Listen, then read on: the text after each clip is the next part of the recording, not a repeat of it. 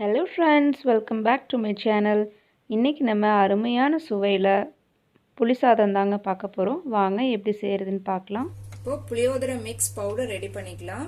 இதுக்கு 1 ஸ்பூன் உளுந்தம்பருப்பு, அப்புறம் 1 ஸ்பூன் கடலைப்பருப்பு,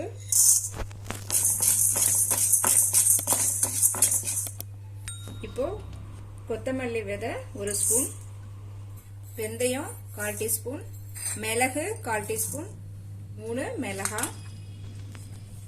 நல்லா வாசம் வர வரைக்கும் நல்லா வதக்கிக்கோங்க.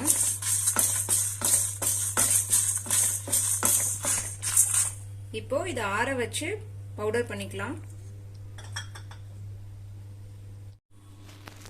இப்போ நைஸா பொடி பண்ணியாச்சு. இப்போ வாங்க புளியோதரை மிக்ஸ் ரெடி பண்ணலாம். அதுக்கு நீங்க பேன் ஹீட் பண்ணி நல்லெண்ணெய் ஒரு 3 ஸ்பூன் போட்டுக்கோங்க. புளியோதரை நல்லெண்ணெயில செஞ்சீங்கன்னா தான் டேஸ்ட் நல்லா இருக்கும். உளுந்தம்பருப்பு 1 ஸ்பூன், கடலைப்பருப்பு 1 ஸ்பூன், கடுகு 1 ஸ்பூன் போட்டுக்கோங்க. இது நல்லா இப்போ பொரிஞ்சு வரட்டும். மிளகாய் ஆட் பண்ணிக்கோங்க. நான் 2 மிளகாய் வரமிளகாய் ஆட் பண்ணியிருக்கேன். கொஞ்சமா கருவேப்பிலை,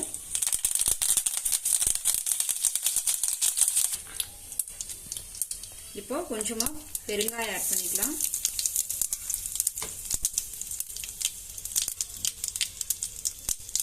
இப்போ இந்த நிலக்கடலை கொஞ்சம் ஆட் பண்ணிக்கலாம். 1/2 டீஸ்பூன் மஞ்சள்தூள்,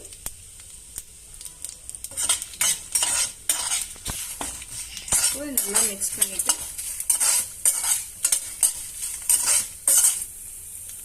இப்போ உங்களுக்கு தேவையான அளவு புளி ஆட் பண்ணிக்கோங்க.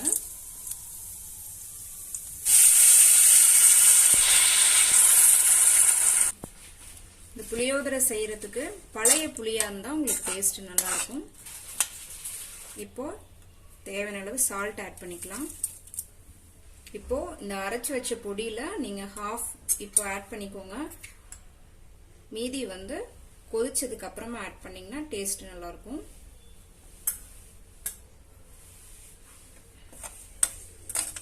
இதை நல்லா மிக்ஸ் பண்ணிட்டு நல்லா கொதிச்சு வரட்டும்.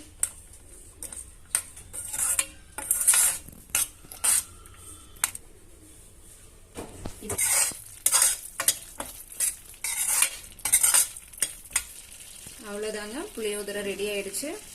இப்போ சாதத்துல மிக்ஸ் பண்ணிக்கலாம்.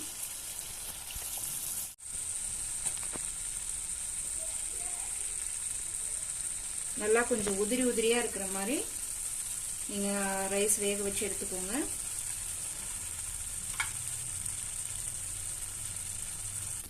இப்போ நல்லா மிக்ஸ் பண்ணிக்கலாம்.